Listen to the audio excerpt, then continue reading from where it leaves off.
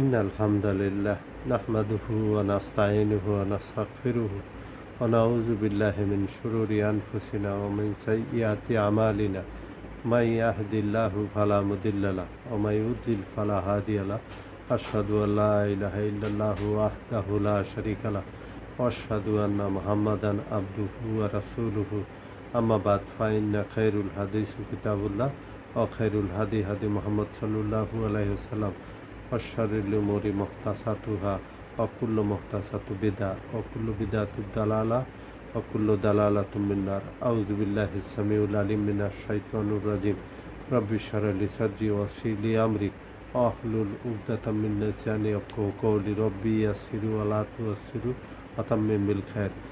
আলহামদুলিল্লাহ, আমরা সূরা বাকারার যে 22 নম্বর আয়াত শুরু করছিলাম, 21 নম্বর শেষ করে 22 নম্বর আয়াতে করছিলাম। আমাদের এটা হলো কোরআন ক্লাসের 10 নম্বর ক্লাসের বি পর্ব। সেটা হলো যে আমরা যিনি তোমাদেরকে সৃষ্টি করেছেন, যিনি জমিনকে সৃষ্টি করেছেন বিছানা স্বরূপ, এটুক পর্যন্ত ছিলাম আমরা। আসমানকে ছাদ এবং আসমান থেকে নাজিল করেন বৃষ্টি। আর এই যে আসমানকে যে ছাদ হিসেবে আল্লাহ পাক সৃষ্টি করেছেন, এটা কিন্তু এটাকে বলা হয় প্রোটেক্টিভ শিল্ড আর কি। আর এই শিল্ডটা এটা বিভিন্ন রকমের যে ক্ষতিকারক রশ্মি যেটা সূর্য থেকে আসে এবং অন্যান্য প্ল্যানেট অথবা অন্যান্য সোলার সিস্টেম থেকে যে ক্ষতিকর যে রশ্মিগুলি অথবা ক্ষতিকর কোনো ফোর্স অথবা ক্ষতিকর কোনো ম্যাগনেটিক কোনো বিষয় যেগুলি আর কি ওয়েভ আসে, সেগুলি কিন্তু রক্ষা করার জন্য আল্লাহ পাক আমাদেরকে এই আসমানকে অর্থাৎ এটাকে ছাদ হিসাবে ব্যবহার করেছেন এবং আমাদের সুবিধার জন্য। এইভাবে যদি বলা হয় যে আমরা কিন্তু ওয়াইফাই আমাদের সুবিধার জন্য এটা কিন্তু ঠিকই পাই, কিন্তু আল্ট্রাভায়োলেট যে রেটা সেটা কিন্তু আউট স্পেয়ারের থেকে সেটা ফেরত যায় এবং আরও যে সূর্যের থেকে যে কিছু কিছু ক্ষতিকর যে রশ্মি সেগুলিও কিন্তু এই একই অবস্থা। অতঃপর তার মাধ্যমে উৎপন্ন করেছেন ফল ফলাদি, অর্থাৎ যে বৃষ্টি হয়, বৃষ্টিও কিন্তু আল্লাহ পাকের একটা নিয়ামত। এটা হলো সূরা বাকারার 22 নম্বর আয়াত। বৃষ্টিও কিন্তু আল্লাহ পাকের একটা নিয়ামত। আর এই বৃষ্টি সূর্যের মাধ্যমে কিভাবে পানি স্টিম হয়, তারপরে ঘনীভূত হয় বৃষ্টির আকারে, আবার অনেক সময় শিলা বৃষ্টির আকারে, অথবা উপরে জমে সে বরফ হয়ে যায়। এই যে মেকানিজমগুলি, এটা হাউ ক্যান পসিবল, এটা আমাদের চিন্তার বাইরে। এটা যেহেতু আল্লাহ পাক এক ধরনের টিউনিং, এটা ধারাবাহিক একটা বিষয়, এইটাই হলো মজেজা। এটা যদি বিজ্ঞান যতই চেষ্টা করুক না কেন, এই কাজটা তারা হয়তো এক্সটেন্ড করতে পারে। বৃষ্টি যদি বরফ যদি জমে দেয়, সেই জমগুলি গড়িয়ে বৃষ্টির ব্যবস্থা করতে পারে, কিন্তু তারা এইখানে এই পরিবেশটাকে কন্টিনিউ করা তাদের জন্য কঠিন। হয়তো একসময় তারা পারবে, অতটুকুই পারবে আল্লাহ পাক তাদেরকে যতটুকুই তৌফিক দিয়েছেন। এবং এই যে আমাদের এই প্ল্যানেটটাও কিন্তু এক ধরনের আশ্চর্যজনক প্ল্যানেট, এবং এইখানে যে ফলগুলি উৎপন্ন হয় এগুলিও কিন্তু এক ধরনের মানে আশ্চর্যজনক। কারণ আমরা কিন্তু এই সোনার উপর অথবা বিভিন্ন দামি জিনিস, সেখানে কিন্তু আমরা এইগুলি কিন্তু যদি বপন করি তাহলে কিন্তু এই সুন্দর সুন্দর ফল এবং সুন্দর সুন্দর সবজি এগুলি কিন্তু আমরা পাবো না। সুতরাং এর জন্যও কিন্তু একটা মাটির এবং একটা পচা মাটি অথবা এই ধরনের একটা পরিবেশের প্রয়োজন।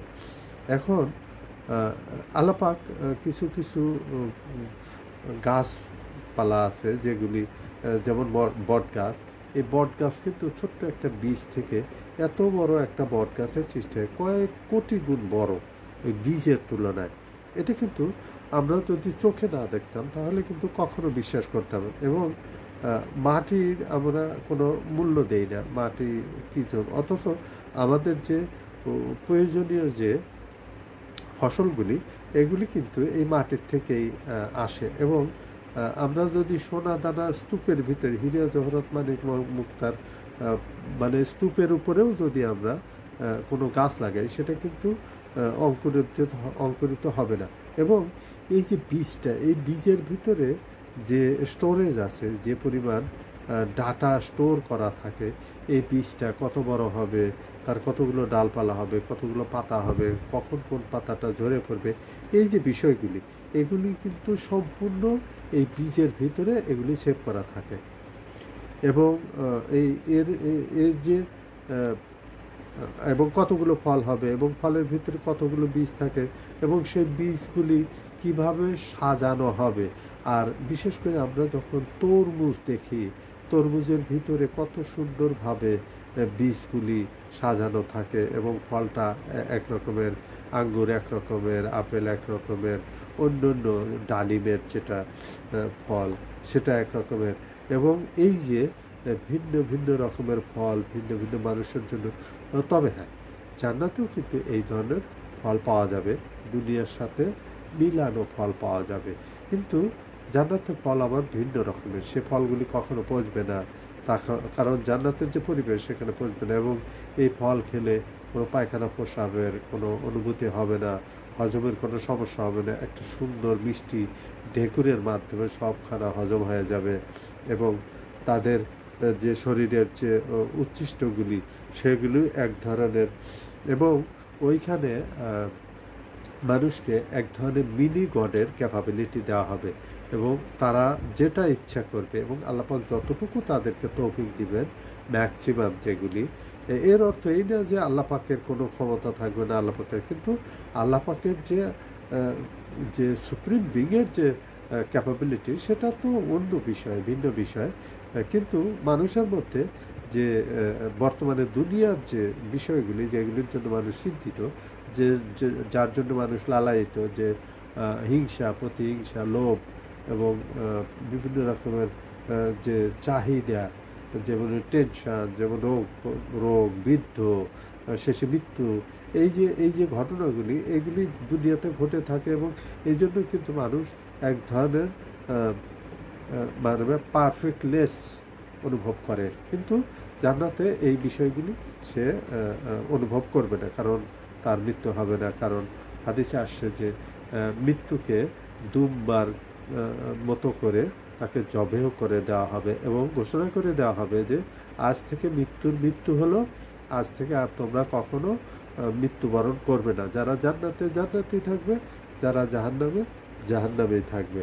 হয়তো যারা কালেমা পড়েছেন, জাহান্নামের শাস্তি ভোগ করার পরে তারা একদিন না একদিন জান্নাতে যাবেন, সেটা ভিন্ন বিষয়। এবং আমরা যে জান্নাতের আশায় এবং জাহান্নামের ভয়ে আমরা আল্লাহ পাকের অনুসরণ করি এবং তার ইবাদত করি।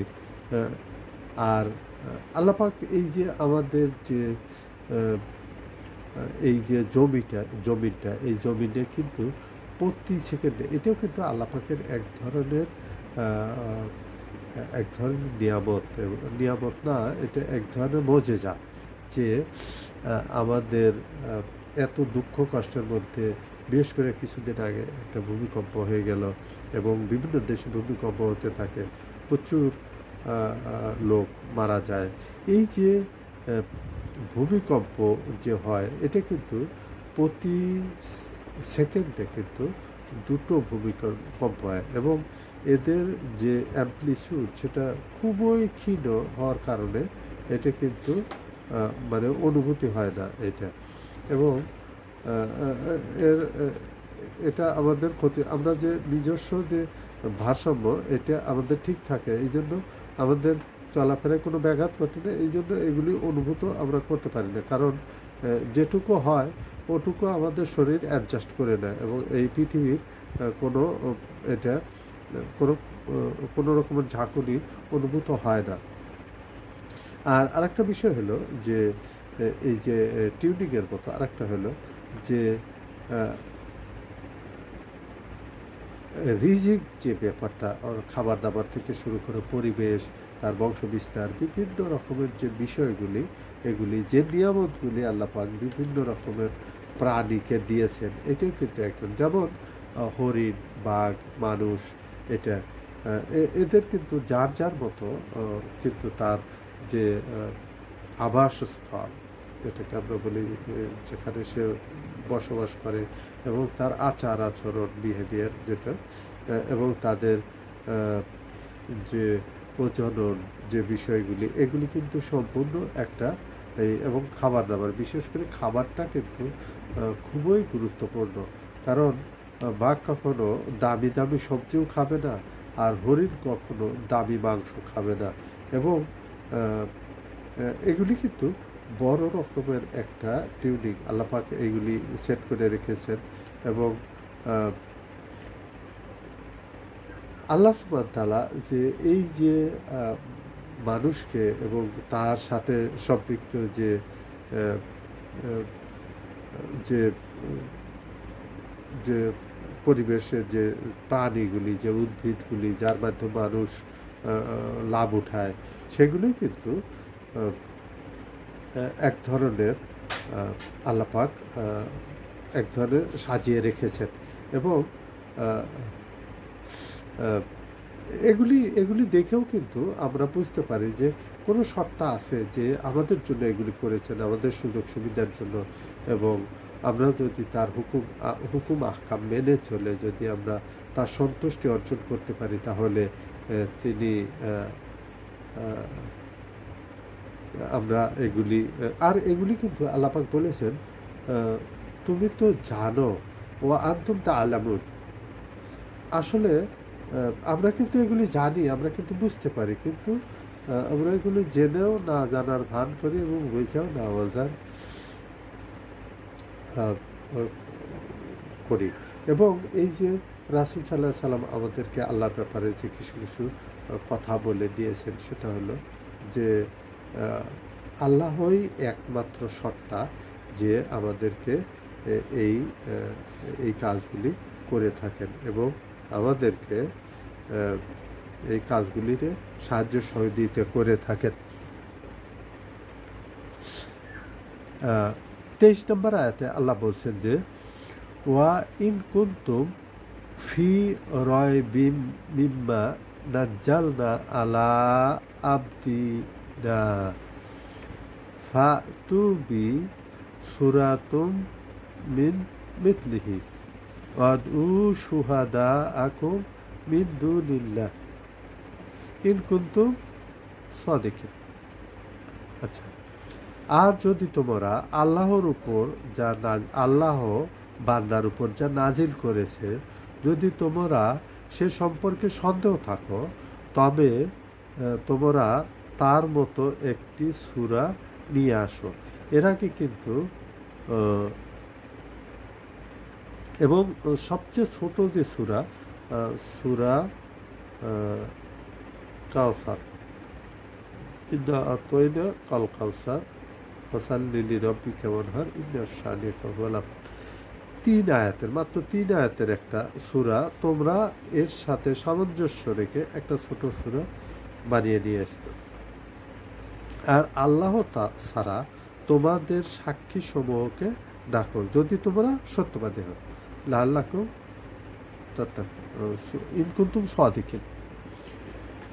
এইখানে কিন্তু আমি আমার বান্দার উপর যা নাজিল করেছে, আল্লাহ পাক যে এই যে আমাদেরকে কিতাব দিয়েছেন এবং যেটা আমাদের উপর নাজিল করেছেন, এই কিতাবটা কিন্তু ছোটোখাটো কোনো বিষয় নয়, এবং এখানে সন্দেহ করারও কোনো কিছু নাই। কারণ আপনি সন্দেহ করতে হলে, কম্পেয়ার করতে হলে অন্য কোনো কিতাবের সাথে তুলনা করতে হবে, এবং সেই কিতাবের সাথে এই কিতাবের তুলনা করে। এবং আল্লাহ পাক কিন্তু এই যে সূরাগুলি নাজিল করেছে, এবং এদের সাথে একটার সাথে কিন্তু আরেকটা সম্পৃক্ততা আছে। এবং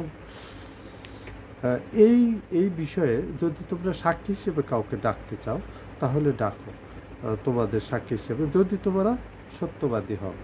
আর সত্যবাদী হওয়া কিন্তু কঠিন, কারণ হলো মানুষ যদি কোনো একটা বিষয়কে যদি লক্ষ্য রেখে তার সাথে তুলনা করে, এবং কোনো একটা বিষয়কে কনসেন্ট্রেট করে তার সাথে যদি তুলনা করে, তাহলে কিন্তু সেইটার গুণাগুণ এবং সেইটার ব্যাপারে একটা অবস্থানে চলে আসে। এখন এই কোরআনের যে কথা, কোরআনের যে ভাষাগুলি এবং যেভাবে সাজানোগুলি, এর সাথে তাল মিলিয়ে কোনো বই লেখা অথবা কোনো সূরা তৈরি করা, এটা কিন্তু কঠিন ব্যাপার।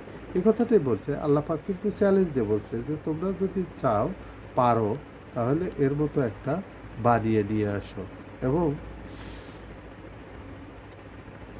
যদি তোমরা সত্যবাদী। বনি ইসরায়েল কিন্তু সমস্ত জিন এবং ইনসান মিলে এরূপ কিতাব বানাতে চায়, পারবে না। সূরা বনি ইসরায়েলে আল্লাহ পাক বলেছেন যে সমস্ত জিন এবং ইনসান মিলেও যদি তারা এরকম একটা সূরা বানাইতে চায়, তাহলে কিন্তু সেটা তারা বানাতে পারবে না।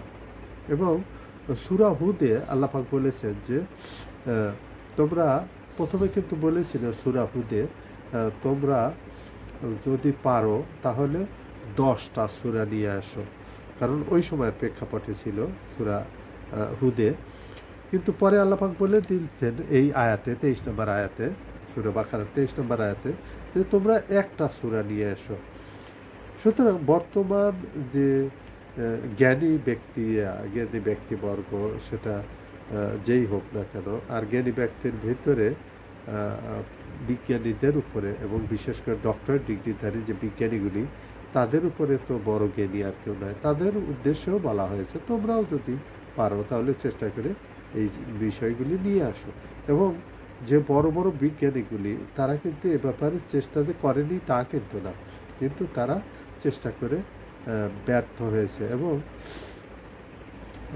ডক্টর মরিস বুকাইলের ব্যাপারে আমরা জানি যে তিনি এই বিষয়গুলি কিন্তু অনেকভাবে চেষ্টা করেছেন, কিন্তু তিনি সফল হন নাই। এবং শেষে তিনি বলে দিয়েছেন যে কোরআনের যদি 20টা প্রশ্নের ভিতরে যদি 10টা 12টা প্রশ্ন যদি সঠিক হয়, তাহলে পরবর্তী যে এস্টাবলিশড হবে যে হাইপোথিসিসগুলি, সেগুলিও কিন্তু সঠিক হতে বাধ্য। কারণ এই কোরআন এত কনফিডেন্সের সাথে কথা বলে যে এগুলি সাধারণ মানুষের লেখা না, এটা হলো বিশ্ব জগতের স্রষ্টার লিখিত এবং কথিত বাণী।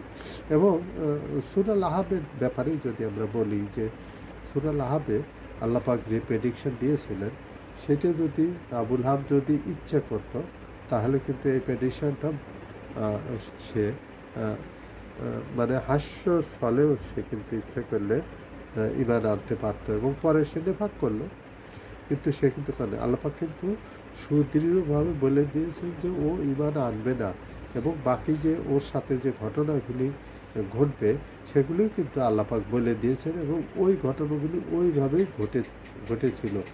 এমন না যে ঠিক এরকমই রাসূল সাল্লাল্লাহু আলাইহি সাল্লামের ওহী লিখত সূরা বাকারা, সূরা ইমরান, এক সাহাবী আর কি, পরবর্তীতে সে মুরতাদ হয়ে যায়, খ্রিস্টানদের সাথে মিলে মুরতাদ হয়ে যায়।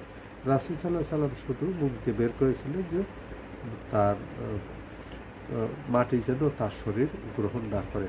পরবর্তীতে তাকে মাটি দেওয়া হয়, উপরে উঠিয়ে রেখে দেওয়া হয়, আবার গভীর গর্ত করে তাকে নিচে দাফন করা হয়, আবার উপরে উঠানো হয়। বারবার যখন এরকম হচ্ছিল, তখন খ্রিস্টানরা মনে করলো যে হয়তো নবী করিম সাল্লাল্লাহু আলাইহি সাল্লামের মাআযাল্লাহ তার সাহাবীরা এই ঘটনাগুলি ঘটাচ্ছে। পরে দেখা গেল যে না, পরে সে উপরেই ছিল, এবং এটাও একটা নিদর্শন ছিল। এবং রসুলদের কথা কিন্তু আল্লাহ পাক, সেটা দোয়া হোক আর বদদোয়া হোক, এটা কিন্তু আম্বিয়া আলাইহিস সালামদের ব্যাপারটাও প্রায় একই। সুতরাং এই যে তারা এই ঘটনাগুলি ঘটায়, এবং আল্লাহ পাক মুসলিম শরীফের একটা হাদিস, সেটা হলো যে রাসূল সাল্লাল্লাহু আলাইহি সাল্লাম বলেছেন যে যখন কখনো কোনো কখনো কোনো আযাবের আয়াত আসে, তখন রাসূল সাল্লাল্লাহু আলাইহি সাল্লাম আল্লাহর কাছে জাহান্নামের জন্য পানাহ এবং জান্নাতের জন্য আশা পোষণ করতেন, সওয়াল করতেন আকাঙ্ক্ষা প্রকাশ করতেন। সুতরাং আমরা যেহেতু ওই আমাদেরও উচিত করা সূরা আম্বিয়াতে কাফের এবং তাদের অনুসারী অর্থাৎ যারা ইবাদত করত তারা ঈসা আলাইহিস সালামের ব্যাপারে ডিভিনিটি ক্লেম করে এবং তারা বিভিন্নভাবে আসলে কিন্তু ঈসা আলাইহিস সালামের যে বিষয়টা সেটা কিন্তু সম্পূর্ণ আদম আলাইহিস সালামের মতো, এবং আদম আলাইহিস সালাম ঈসা আলাইহিস সালামের চেয়েও ক্রিটিক্যাল, কারণ ঈসা আলাইহিস সালামের তো মা ছিল, বাপ ছিল না। আদম আলাইহিস সালামের কিন্তু মা বাপ কেউ ছিল না, এবং আম্মা হাওয়া আলাইহিস সালামের ব্যাপারেও কিন্তু এরকম। সূরা যুখরুফে ঈসা আলাইহিস সালামের উদাহরণ আল্লাহ পাক বলেছেন যে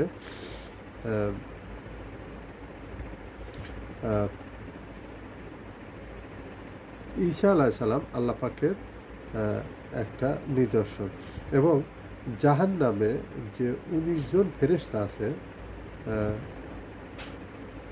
তাদেরকেও কিন্তু এটা একটা পরিবেশের কথা বলা হয়েছে, এবং জাহান্নামের যে ফেরেশতাগুলি তারাও কিন্তু জাহান্নামের কোনো মানে আযাব তাদেরকে সেরকমভাবেই আল্লাহ পাক তাদেরকে প্রিপেয়ার করেছেন যে তারা জাহান্নামের আযাব ভোগ করবেন। এটা কিন্তু আল্লাহ পাকের হুকুম, আল্লাহ পাকের কিন্তু এটা মজেজা যে ওইখানে যারা অধিবাসী আছে তারা এটা ব্যবহার করবে। যেমন আমরা জানি যে যখন কোনো অ্যাটমিক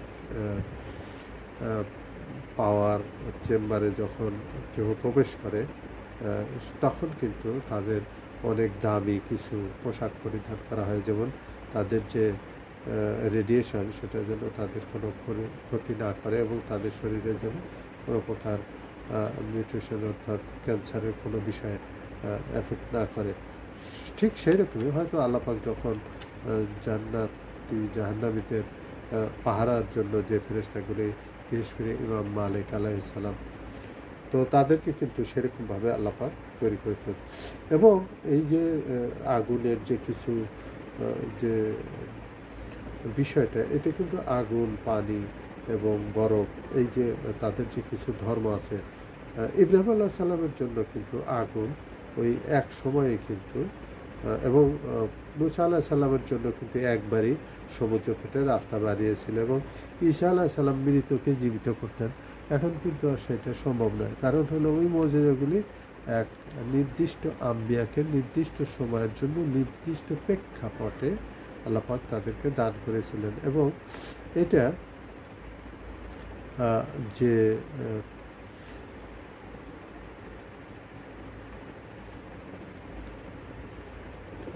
সুতরাং এই যে নিয়ামতগুলি, এই যে আযাবগুলি, এগুলিও কিন্তু আল্লাহ পাকের নিদর্শন, এবং এখানেও কিন্তু অনেক কিছু জানার বোঝার আছে। সুতরাং এই বিষয়গুলি কিন্তু আমাদেরকে অবশ্যই লক্ষ্য রাখতে হবে। 24 নম্বর আয়াতে আল্লাহ পাক বলছেন যে ফাইলাম তাফআলু ওয়ালান তাফআলু ফাত্তাকুন নারাল্লাতি ওয়াকুদুহান নাসু ওয়াল হিজারাহ উইদ্দাত লিল কাফিরিন। অতএব যদি তোমরা তা না পারো, আর কখনো তোমরা তা পারবে না, করবে না বা পারবে না, এইখানে কিন্তু একটা কনফিডেন্সের সাথে বলা হয়েছে যে তোমরা তা করো, পারবে না। তাহলে আগুনকে ভয় করো, যার জ্বালানি হবে মানুষ এবং পাথর, যা প্রস্তুত করা হয়েছে কাফিরদের জন্য। আচ্ছা, প্রস্তুত এমন না যে যাওয়ার পরে সেই আগুনটা আরও প্রজ্বলিত করা হচ্ছে, এটা না, রেডি করে রাখে।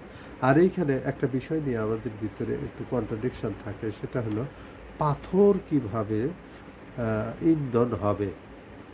এটা একটা প্রশ্ন যে ইনসান যার জাহান্নামের যে জ্বালানি হবে সেটা মানুষ আর পাথর। মানুষ বলতে যারা পাথর পূজা করত, মূর্তি পূজা করত এবং পাথরকে আল্লাহ বলে মেনে নিত, এই পাথরকে এই জন্য দেওয়া হবে তারা যেন বুঝতে পারে, যেমন জান্নাতে যে ফল খাওয়ানো হবে সেই ফলগুলি দেখে যেন বুঝতে পারে যে এই ফলগুলি আমরা দুনিয়াতেও উপভোগ করতাম, এখানেও উপভোগ করি। সুতরাং এই ফলগুলি কিন্তু জান্নাতেও আছে, এখানেও আছে। ঠিক এই তারা যারা কাফের আর কি, কাফেরদের জন্য উদ্দেশ্য বলা হয়েছে যে তাদের জন্য প্রস্তুত করে রাখা হয়েছে এক জ্বলন্ত আগুন, যার ইন্ধন হবে মানুষের পাথর। পাথর বলতে যারা তাদেরকে পূজা করতো, মূর্তি বানাতো বিভিন্ন রকমের এইগুলি। এবং কিছু কিছু মূর্তি আছে কিন্তু তারা স্বর্ণ দিয়ে, তামা দিয়ে, বিভিন্ন দামি দামি মেটাল দিয়ে তারা এগুলি বানিয়ে থাকে। সেগুলিকেও ওইখানে পাবে তারা, এবং তারা বুঝতে পারবে যে হ্যাঁ, আমরা তো এইগুলির তো পূজা করতাম। জাহান্নামেও চলে আসছে। সুতরাং এটা আল্লাপাক কিন্তু পরের যে সিনারিওগুলি সেগুলি কিন্তু আগেই দিয়ে দিয়েছেন। সুতরাং মানুষ যে দুনিয়াতে যে জিনিসগুলি পছন্দ করে, সে কিন্তু ইচ্ছা করে মন্দ জিনিস পছন্দ করে না। সে একটা পরিবেশে পড়ে, একটা প্রেক্ষাপটে, একটা ধোঁকায় পড়ে সেগুলি কিন্তু সে গ্রহণ করতে থাকে। এবং আমাদের অবশ্যই জাহান্নামের ভয় এবং জান্নাতের লোভ থাকা উচিত। যদিও সুফিবাদে, তাসাউফে ভিন্ন কথা বলা হয়েছে যে জান্নাতের লোভ নয়, জাহান্নামের ভয় নয়, যা কিছু আল্লাহর জন্য, আল্লাহ তোমার উদ্দেশ্যে। এটা ঠিক আছে, তাদের কথা অনেকটা ঠিক আছে, কিন্তু অবশ্যই আমরা জান্নাত কামনা করি। অবশ্যই জাহান্নামের আযাব থেকে আল্লাহ পাকের কাছে পানা চাই। আল্লাহুম্মা আজিরনা মিনান নার, আল্লাহুম্মা আজিরনা মিনান নার। বুখারী মুসলিমের হাদিস, জান্নাতের নিয়ামত এমন হবে যেটা না কোনো চোখ দেখেছে, না কোনো কান শুনেছে, না কোনো হৃদয় সেটা অনুভব করেছে। এবং সূরা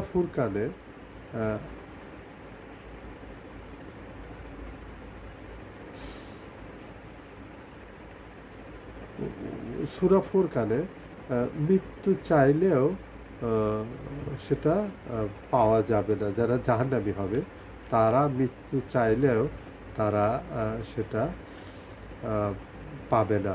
এবং আমরা জানি যে সূরা আলায় আল্লাহ পাক বললেন, সুম্মা লা ইয়ামুতু ফিহা ওয়ালা ইয়াহ। তারা ওই আযাবে না বাঁচতে চাইবে, বাঁচতে পারবে না, তারা মৃত্যুবরণ করবে। মুসলিমের হাদিস যে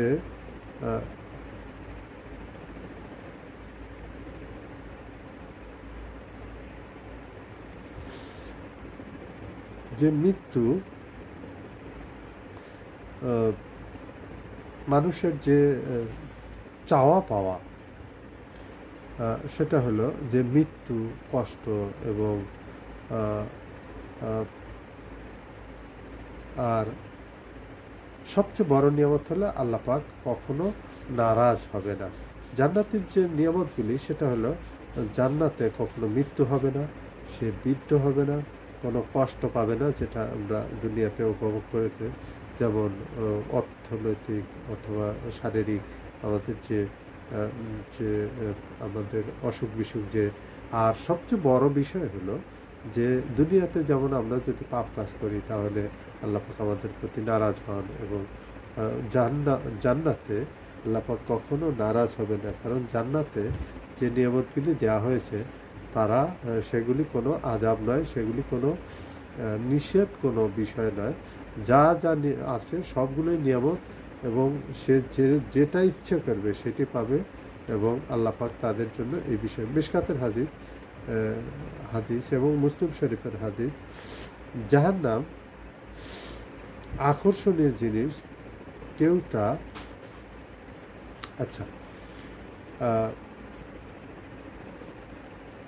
যখন জান্নাত সৃষ্টি করা হয় তখন আল্লাহ পাক জিবরাইল আলাইহিস সালামকে বললেন যে যাও জান্নাত দেখে এসো।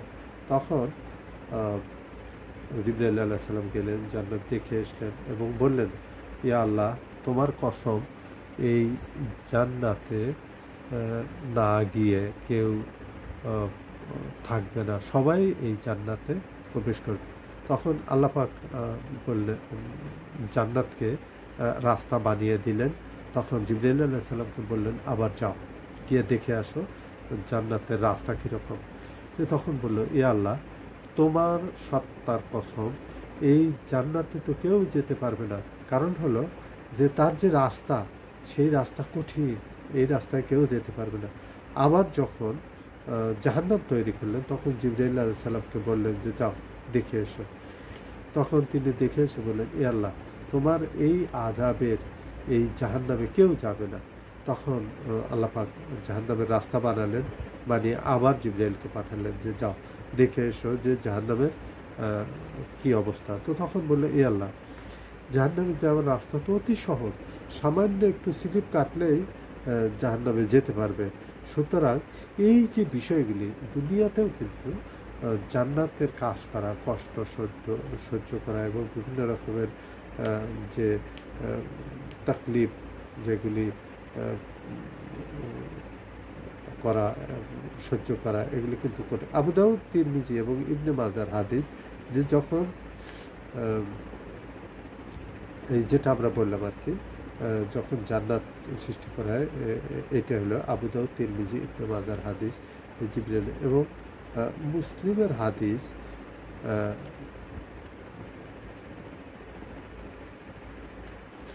আল্লাহ পাক কিন্তু আমরা কিন্তু জাহান্নামের কাজ করে থাকি এবং জাহান্নামের ব্যাপারে আমাদের কোনো আইডিয়া নেই। আমরা যদি 1-2 সেকেন্ড যদি জান্নাতের মোমবাতির উপরে হাত রাখি, অথবা যদি কোনো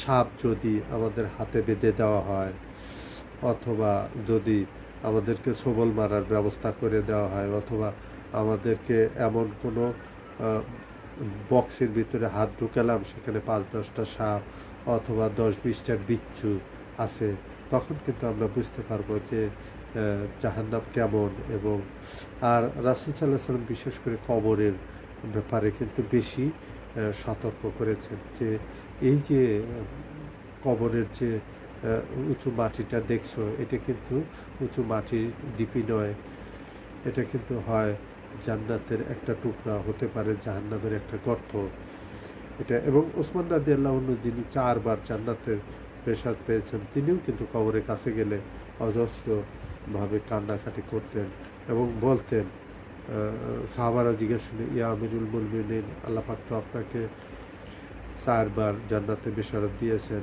আপনি কেন এত কান্নাকাটি করেন? তখন ওসমান রাদিয়াল্লাহু আনহু বলতেন যে আমি রাসূল সাল্লাল্লাহু আলাইহি ওয়াসাল্লামের কাছে শুনেছি যে এই কবর আখিরাতের প্রথম ঘাঁটি, এইখানে যদি কেউ পার পেয়ে যায়, তাহলে আগের যে হুদুদগুলি, আগের যে বর্ডারগুলি, আগের যে চেকপোস্টগুলি, সেগুলি সহজতর হতে থাকে। আর এইখানে যদি কেউ ধরা পড়ে, তাহলে আগের যে চেকপোস্টগুলি, সেগুলি কঠিন থেকে কঠিনতর হতে থাকে। সুতরাং আল্লাহ পাকের যে নিয়ামতগুলি, এগুলি ব্যবহার করা এবং আল্লাহ পাক আমাদের যে গিভেন সার্কামস্টেন্সেস, আমাদের পরিবেশের থেকে যতটুকু আমাদের সহলিয়াত দিয়েছেন, আমাদের যে আমরা যতটুকু সাধ্য মতো আমরা চেষ্টা করে আল্লাহ পাকের সর্বোচ্চ বিনিময় লাভ করার তৌফিক অর্জন করতে চেষ্টা করতে পারি। সূরা হজে আল্লাহ পাক বলেছেন যে আল্লাহ পাক কেন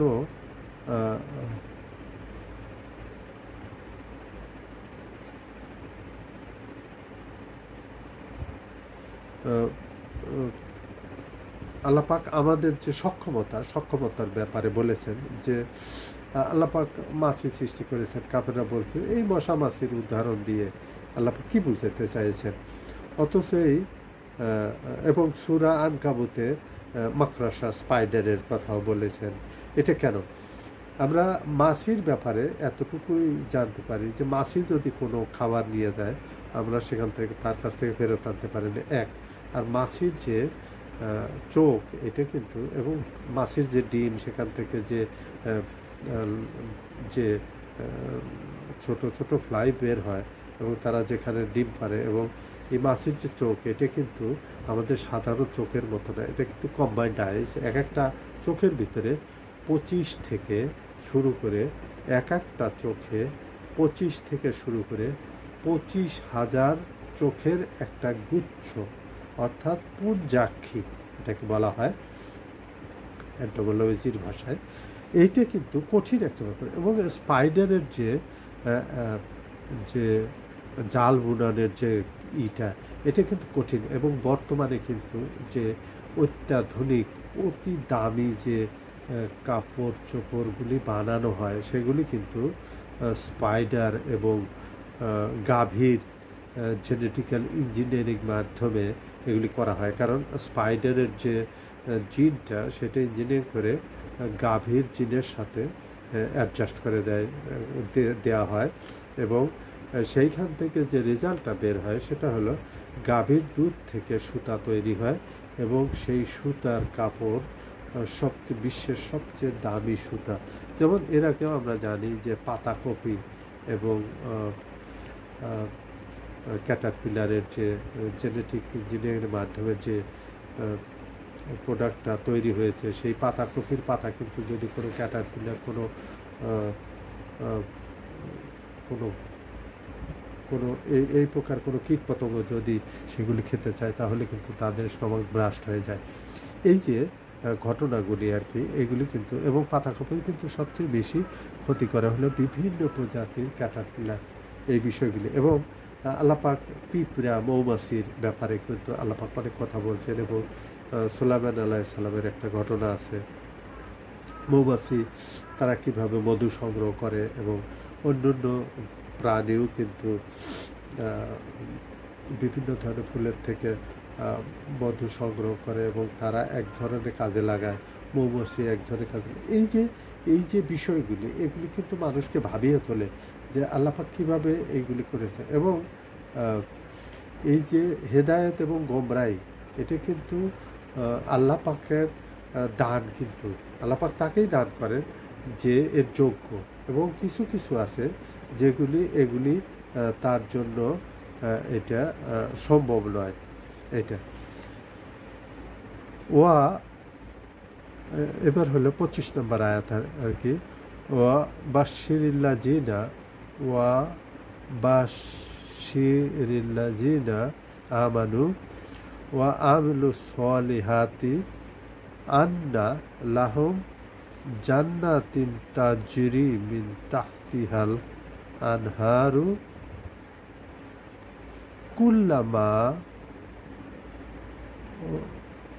কুল্লামা রুজিকুম মিনহা মিন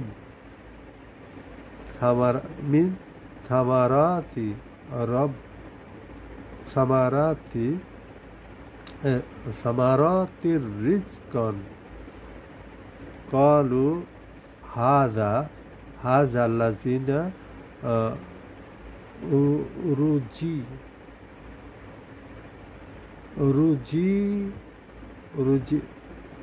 রুজিকনা মিন কাবল ওয়া উতু বিহি মুতাশাবিহা ওয়া লাহুম ফিহা আজওয়াজুম মুতাহহারাতিন ওয়া হুম ফিহা খালিদুন। আর যারা ঈমান এনেছে এবং নেক কাজ করেছে, তুমি তাদেরকে সুসংবাদ দাও যে তাদের জন্য রয়েছে জান্নাতসমূহ, যার তলদেশ দিয়ে প্রবাহিত হবে নদীসমূহ। যখনই তাদেরকে জান্নাত থেকে কোনো ফল খেতে দেওয়া হবে, তারা বলবে এটা তো পূর্বে আমাদের খেতে দেওয়া হয়েছিল। আর তাদেরকে তা দেওয়া হবে সাদৃশ্যপূর্ণ করে, এবং তাদের জন্য তাতে থাকবে পবিত্র স্ত্রীগণ, তারা সেখানে হবে স্থায়ী। আসলে এই যে আল্লাপাকের যে স্থায়িত্ব, আল্লাপাক যে জান্নাতের যে নিয়ামতগুলি দিবেন, এই নিয়ামতগুলি কিন্তু তারা বুঝতে পারবে যে এগুলি আমাদের আগেও দেওয়া হয়েছিল, আমরা এর সাথে মিলে ছিল। এবং জান্নাতের ব্যাপারে আমরা আগেই একটু আলোচনা করেছি যে সে তার ফলগুলি কেমন হবে এবং সেগুলি দুনিয়ার সাথে অনেকটা মিলবে, কিন্তু দুনিয়ার ফলগুলি পচনশীল, সেগুলি পচবে না, এই যে বিষয়গুলি। এবং তাদের যে পাকিজা স্ত্রী, এবং দুনিয়াতে যে স্ত্রীগুলি থাকবে জান্নাতেও সেইগুলিই থাকবে, এবং সেই সাথে এবং এখানে প্রশ্ন করা হয় যে স্ত্রীদের জন্য স্বামী এবং পুরুষদের জন্য হুর, এইসব বিষয়গুলি, তাহলে স্ত্রীদের জন্য কি থাকবে? এটা যেহেতু ওইখানে এক ধরনের মিনি গডের ক্যাপাবিলিটি দেওয়া হবে, যদি কোনো স্ত্রী ওইখানে যদি তৃপ্তি পায় এবং যদি সে বেটার ফিলিং অনুভব করে, তাহলে সে ওইটাই করবে। এবং সে যদি বলে আল্লাহকে যে আল্লাহ আমার জেন্ডার চেঞ্জ করে দাও, আল্লাহ পাক তাকে সে ক্ষমতা দেওয়া হবে, কিন্তু তারা সেইখানেই তারা তৃপ্ত থাকবে। এবং সেইখানে যেমন জান্নাতের নিয়ামতের পরেও আল্লাহ পাকের কিছু ওয়াদা থাকে, বিভিন্ন সূরাতে আসছে যে আল্লাহ পাকের দর্শন, এটা হলো সবচেয়ে, যখন আল্লাহ পাক তাদেরকে সাক্ষাৎ দিবেন তখন তাদের কাছে জান্নাতের যে নিয়ামতগুলি সেগুলি তাদের কাছে এক ধরনের মানে খালি খালি লাগবে, যে এই নিয়ামতটাই হলো, তখন আল্লাহ পাককে তারা এক দৃষ্টিতে দেখতেই থাকবে। এটা সুতরাং এইটাও কিন্তু বড় একটা বিষয়। আর 26 নম্বর আয়াতে আল্লাহ পাক বলছেন ইন্নাল্লাহ লা উস্তাহি ইয়াস্তাহি আন আই ইয়াদরিবা মাসালাম মা বাউদাতান ফামা ফাওকাহা ফাআম্মাল্লাযীনা আমানু ফায়ালামুনা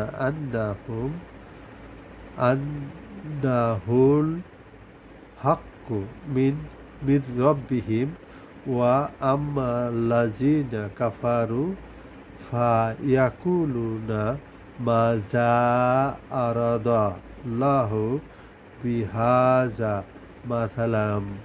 মাসালান উদিল্লু বিহি কাসীরাও ওয়া ইয়াহদি বিহি কাসীরাও ওয়া মা উদিল্লু বিহি ইল্লাল ফাসিকিন।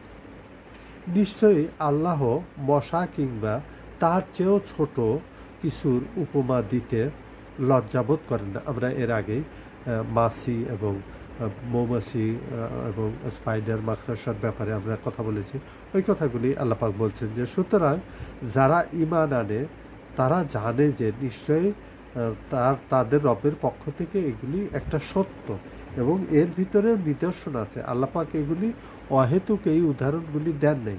আর যারা কুফরি করেছে তারা বলে আল্লাহ এর মাধ্যমে উপমা দিয়ে কি বুঝাতে চেয়েছেন, তিনি আল্লাহ পাক এর মাধ্যমে অনেককে পথভ্রষ্ট করেন এবং অনেককে হেদায়েত দেন, আর এর মাধ্যমে কেবল ফাসিকদেরকেই পথভ্রষ্ট করেন। কারণ যারা এগুলি ঠাট্টা তামাশা করতে থাকে যে আল্লাহ পাক মশা মাছির মধ্যে, তারা তো বোঝে না, বোঝার চেষ্টাও করে না। কারণ এর আগেও আমরা বলেছি যে স্পাইডারের বর্তমানে বিজ্ঞানের জেনেটিক ইঞ্জিনিয়ারিং মাধ্যমে যে কাপড়, যে সুতা আবিষ্কার করছে এবং যে কীটপতঙ্গের যে মাধ্যমে সবজি যে বিষয়গুলি, এগুলি কিন্তু আমরা কিন্তু লক্ষ্য করতে পারি এই বিষয়গুলি। আল্লাযীনা ইয়ানকুসুনা আহাদাল্লাহি মিন বাদি মিসাকিহি ওয়া ইয়াকতাউনা মা আমারাল্লাহু বিহি আই ইউসালা ওয়া উফসিদানা ফিল আরদি উলাইকা হুমুল খসিরুন। আল্লাহ পাক যারা আল্লাহর, এটা হলো ২৭ নম্বর আয়াত, সূরা বাকারার ২৭ নম্বর আয়াত, যারা আল্লাহর দৃঢ়কৃত অঙ্গীকার ভঙ্গ করে, আল্লাহ যা জোড়া লাগানোর নির্দেশ দিয়েছেন তা ছিন্ন করে এবং জমিনে ফাসাদ সৃষ্টি করে, তারাই ক্ষতিগ্রস্ত। অর্থাৎ এইখানে কিন্তু ফাসাদের ব্যাপারে কিন্তু ফতোয়া আছে, কারণ হলো যে ফাসাদ সৃষ্টি করে সেটা কিন্তু হত্যার চেয়েও বড় অপরাধ। কিন্তু এই ব্যাপারে আল্লাহ পাক কিন্তু বলেছেন, এবং এদের ব্যাপারে কিন্তু কোরআনে ফতোয়া আছে যে ফসাদ সৃষ্টি করা হত্যার চেয়েও বড় অপরাধ। এই জন্য তাদেরকে ডান হাত আর পা কেটে দেওয়া কিন্তু জুডিশিয়ার মাধ্যমে, এটা কিন্তু আইন কিন্তু হাতে নেওয়া যাবে না, এটা কিন্তু কঠিন একটা ফতোয়া। কিন্তু কাইফা তাকফুরুনা বিল্লাহি ওয়া কুনতুম আমওয়াতা ফা আহিয়াকুম সুম্মা উমিতুকুম সুম্মা উহিকুম সুম্মা ইলাইহি তুরজাউন। ২৮ নম্বর আয়াত আর কি।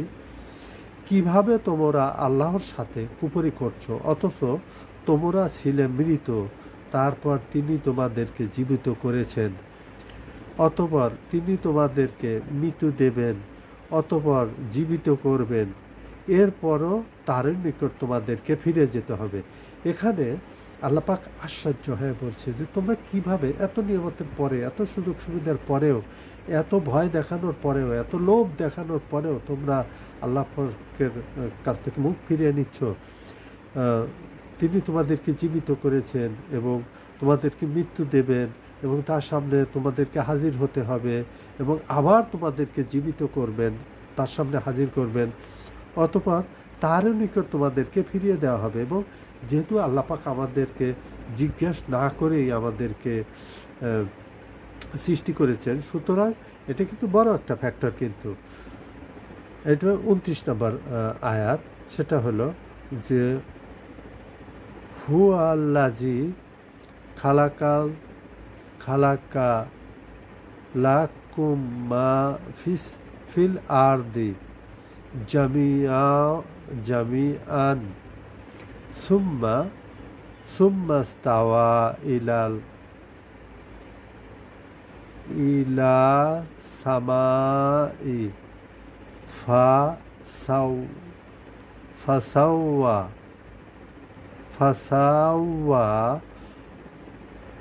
ফাসাওয়াহুন্না সুবহা সামাওয়াতি সাবহা, মানে ৭ আসমান, সাবা সামাওয়াতি ওয়া হুয়া বিকুল্লি শাইইন আলিম। তিনি জমিন ও যা আছে সব তোমাদের জন্য সৃষ্টি করেছেন, অতঃপর আসমানের প্রতি খেয়াল করলেন এবং তাকে ৭ আসমানে সবিন্যস্ত করলেন, আর সব কিছু সম্পর্কে তিনি সম্যক অবগত। তিনি কিন্তু এই যে ৭ আসমান যে সৃষ্টি করলেন, এবং তিনি প্রথমে কিন্তু সৃষ্টি করেছেন জমিন সৃষ্টি করলেন, তারপর আসমান। আসলে কিন্তু সাধারণত সৃষ্টি করা হয় আগে ছাদ সৃষ্টি করা হয়, তারপরে কিন্তু নিচের ফ্লোর সৃষ্টি করা হয় আমাদের দৃষ্টিকোণ থেকে। কিন্তু আল্লাহ পাকের বিষয়টা কিন্তু ভিন্ন। আগে কিন্তু তিনি নিচে সৃষ্টি করছেন, তারপর উপরের দিকে তিনি খেয়াল করলেন, দৃষ্টি করলেন, করে দেখলেন উপরে কি করা যায়, তখন উপরে তিনি করলেন। এবং এইগুলি কিন্তু ডিজাইন ছাড়া, আমরা যেহেতু ডিজাইন করে করি এই জন্য আমরা আগে ছাদ করি, প্রোটেক্টের ব্যবস্থা, ছাদ যেটা আমরা আমাদের প্রোটেক্টের শিল্ড আমরা যেটাকে বলি, সেটা টিন দিয়ে হোক আর ছাদ দিয়ে হোক আমরা এটা করে থাকি। এবং আল্লাহ পাকের কিন্তু চিন্তা ভাবনা এবং আল্লাহ পাকের যে প্ল্যানিং সেটা কিন্তু, আর তিনি কিন্তু বদিউস সামাওয়াতি ওয়াল আরদ, তিনি কিন্তু বদি শব্দটা হলো কোনো নমুনা ছাড়া, কোনো গ্রাফিক্স ছাড়া, কোনো ডিজাইন ছাড়া তিনি যেটা ইচ্ছা করেন তার কোন ফায়াকুনের মাধ্যমে তিনি সেটা সৃষ্টি করেন। একটা ডিজাইন থাকলে, একটা জিনিস আগের থেকে সৃষ্টি করা থাকলে, এই জন্য আমরা কিন্তু অনেক সময় সন্দেহ পোষণ করি আমাদের ভিতরে যারা কুফরি করে মানুষের মধ্যে, তারা কিন্তু এবং জিনদের মধ্যেও তারা কিন্তু একটা বিষয় আমাদেরকে কন্ট্রাডিকশনে রাখে। সেটা হলো যে আল্লাহ পাক এই মানুষকে সৃষ্টি করবেন কিভাবে এবং পরবর্তীতে এটা কিভাবে করবেন এই বিষয়গুলি নিয়ে। কিন্তু যে জিনিসটা প্রথমবার সৃষ্টি করা সেটা কিন্তু কঠিন, আর ওইটা দেখে দ্বিতীয়বার সৃষ্টি করা বা ওই রকম আর একটা কিন্তু সিমিলারিটি আর একটা কিছু বানানো, এটি কিন্তু কঠিন কিছু না। সুতরাং এই বিষয়গুলি কিন্তু আমাদেরকে অবশ্যই লক্ষ্য রাখতে হবে এবং কোরআনকে পড়তে হবে, বুঝতে হবে। এবং আমাদের সমাজে যে আমাদের মসজিদগুলোতেও কিন্তু কোরআনের চর্চা নেই এবং কোরআন রাখার মতো জায়গাও নেই, এবং কোরআন কিন্তু মসজিদের বাইরে। এটা কিন্তু তাদের একটা কথা হলো তোমরা একা একা কোরআন পড়তে পারবে না এবং কোরআন পড়লে পরে তোমরা গোমরা হয়ে যাবে, এটা ওইটা সেইটা বিভিন্নভাবে। সুতরাং এই নাফরমানি, এটা কোরআনের সাথে যে আমরা যে ডাবল স্ট্যান্ডার্ড করি, এটি কিন্তু কঠিন একটা বিষয়। এবং সূরা জুমায় কিন্তু আল্লাহ পাক এরকম একটা উদাহরণ দিচ্ছেন যে গাধার পিঠে যদি কিতাবের বোঝা রাখা যায়, সেখান থেকে কিন্তু গাধা কোনো লাভ উঠাতে পারে না, কারণ গাধা তো ওই কিতাবের মর্ম বোঝে না। সুতরাং আমাদের সামনে, আর সবচেয়ে বড় কথা হলো যে আরব জাতি কিন্তু যখন জাহেলিয়াতের ভিতরে ছিল, তখন কিন্তু তারা কোরআন যখন আসলো তখন কিন্তু তারা অনেকেই গ্রহণ করলো, কম সংখ্যক গ্রহণ করলো এবং বেশিরভাগই কিন্তু অস্বীকার করলো। ঠিক আমাদের মধ্যেও কিন্তু তাই, আমাদের মধ্যেও কিন্তু বেশিরভাগ লোক কোরআন পড়ে না, বোঝে না, সেই হিসেবে জীবনযাপন করে না। এটা কিন্তু বড় রকমের একটা বিষয়, এবং এটাও অস্বীকার করা মানে কিন্তু বড় রকমের একটা একটা গুনাহের কাজ। এবং কোরআন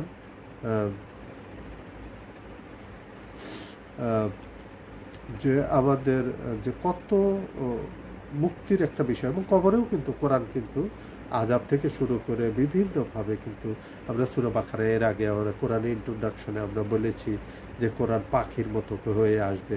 এবং কোরআন এবং হাদিস, কোরআন হলো আমাদের টেক্সট বুক এবং হাদিস হলো আমাদের রেফারেন্স বুক। সুতরাং এই বুকের মাধ্যমেই কিন্তু আমরা আল্লাহ পাকের সান্নিধ্য লাভ করতে পারি এবং আল্লাহ পাকের যে সবচেয়ে বড় নিয়ামত জান্নাত, সেটা আমরা লাভ করতে পারি। এবং এটা কিন্তু অবশ্যই আমাদের জন্য বড় রকমের একটা লাভজনক, এবং এর জন্য আমাদের আপ্রাণ চেষ্টা করা উচিত যে সুবহানাল্লাহি বিহামদিহি সুবহানাল্লাহিল আযীম। আল্লাহ পাক কিন্তু তারই হামদ করা হয় এবং সেই কিন্তু সর্বোচ্চ আলা। কোরআন পড়ার নিকটে যে কোরআনের যে আগ্রহ এবং কোরআন বোঝার যে তৌফিক, এটা কিন্তু আল্লাহ পাকের কাছে চাইতে হয়। আমাদের বেশি বেশি করে দোয়া করতে হবে এবং আমাদের কারোর মুখাপেক্ষী হলে চলবে না। আমাদের যা যা করার নিজেই করতে হবে, কারণ আল্লাহ পাক বলছেন যে যখন আমার বান্দা আমাকে ডাকে তুমি বলো আমি তার নিকটে, ওয়াইজা সালাকা ইবাদি আননি ফাইন্ডি কারিব। সুতরাং আল্লাহ যখন আমার বলে নাই কিন্তু আমার মুমিন বান্দা, আমার মুত্তাকি বান্দা আমাকে ডাকবে তখন আমি তার ডাকে সাড়া দিব না। এটা কিন্তু আল্লাহ পাক বলেছেন যে আমার বান্দা, যে কোনো বান্দা আমাকে যখন ডাকে বলো আমি তার সাথেই আছি। ওমা আলাইনা ইল্লাল বালাগ। জাযাকাল্লাহু খাইরান ওয়া আহসানুল জাযা।